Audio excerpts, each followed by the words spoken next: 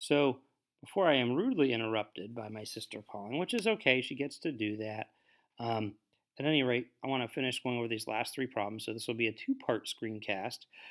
For 29, if you look, the resistances are equal for A and B.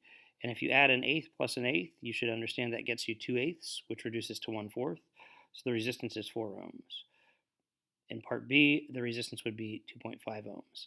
So the idea is that when you have two identical resistors, in parallel, the resistance would be half as much. If you have three identical resistors in parallel, the total resistance would be 1/3 as much. So the big idea in a parallel circuit is more paths mean less resistance. C, D, E, and F for 29 are adding a 5 ohm resistor with a bunch of other resistors. So in C, it's an 8 ohm, D 9.2, E 27.1, F 450. Well, if you notice, as the second resistor gets more and more resistance, less and less current would go through it. So the total resistance increases from 3.08 to 3.24 to 4.22 to 4.95. But this is actually kind of a limit problem, as you'd find in math. In other words, as the second resistor approaches infinity, it's acting more and more like a series circuit with a single 5 ohm resistor. So this total resistance of the parallel circuit can never be more than the resistance of the least resistive branch.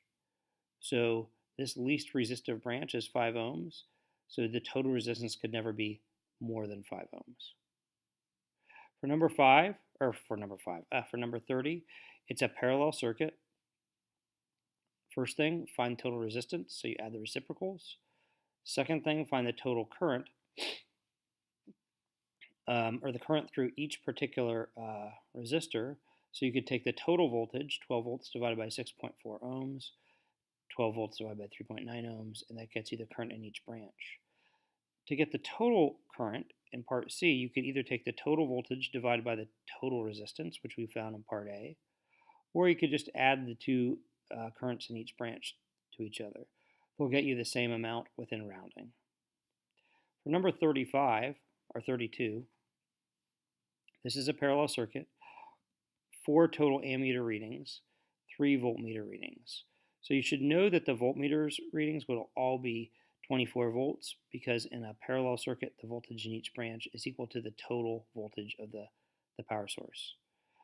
So the total resistance, add up the reciprocals, take the reciprocal again, you get 14.2 ohms. To find the total current, you would take again the total voltage divided by the total resistance we just found. That's about 1.69 amps.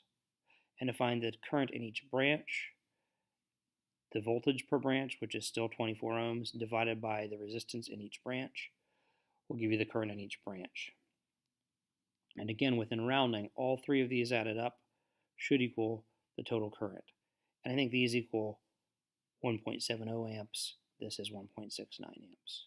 So hopefully ends up being where you have a fairly good understanding of series and parallel circuits. And the next thing coming up this week is going to be combined circuits. That's also the last part of the lab. So hopefully that works out.